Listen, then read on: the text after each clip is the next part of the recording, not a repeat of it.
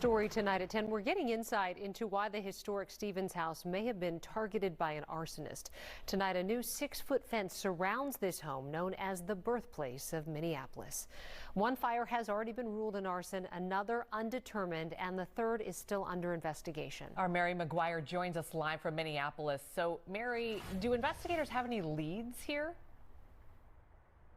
Well, the Minneapolis Fire Department is calling all of these fires suspicious at this point, and the investigation into who or what may have caused them is ongoing tonight as a new layer of protection goes up around that historic home.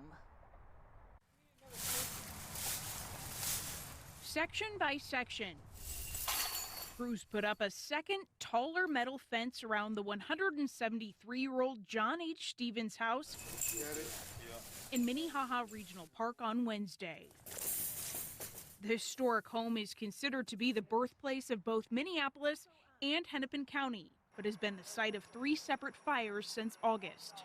The latest happening early Saturday morning, while the home was still under construction from fires on August 30th and September 20th.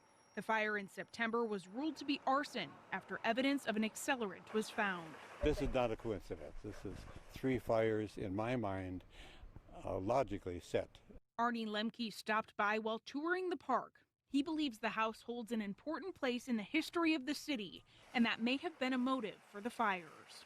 Apparently there are some who don't like what has happened, what has developed here, and would like to see something else here. Built in 1849, the historic building was home to one of the earliest settlers of the city. It was moved to this location in the park about 40 years ago and now serves as a museum. Over the weekend, we spoke with a local historian about the significance of the home.